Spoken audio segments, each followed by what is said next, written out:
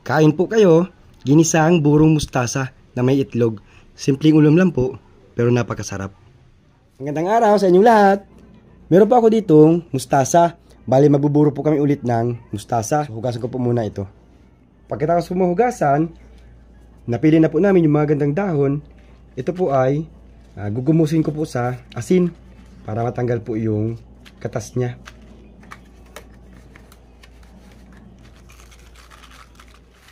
Yung iba po, hindi nito naglalamas o nagugumus kasi gusto talaga nila yung pait ng mustasa.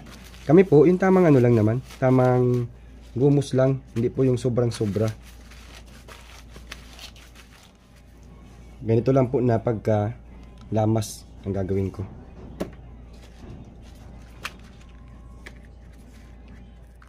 Ito na po yung mustasa na napigaan ko.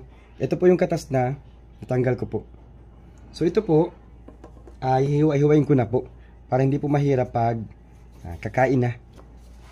Yung unang gawa po namin ito, hindi na po namin hiniwa. So ngayon po, mas maganda po kung hihiwain na. Ganitong pagkahiwa lang po yung ginawa ko.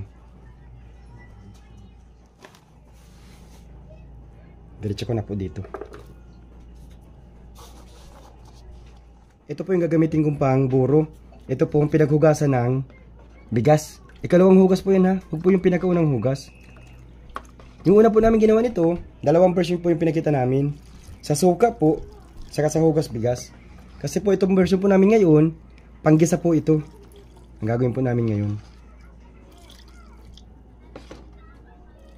And then ibuburo ko po ito ng 4 to 5 days. Makalipas po ang 5 araw, ito na po yung aking binurong mustasa. Okay na siya. Tikman nga natin. Pwede na. So ready na po ito para igisa. Bawas lang po ako dito ng panggisa. Nagisa lang po ako ng sibuyas at bawang. Kapag luto na po yan, maglagay po ako ng kamatis. Kapag malambot na po yung kamatis, ito na po mustasang binuro ang susunod natin. Sinamahan ko po ng siling haba. Yan po ay optional lang po ha.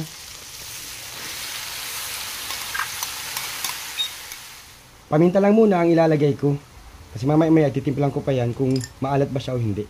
Kapag medyo tuyo na po, maglalagay na po tayo ng itlog. Ang bango niya. Mas masarap to sa natural lang na ginisang mustasa.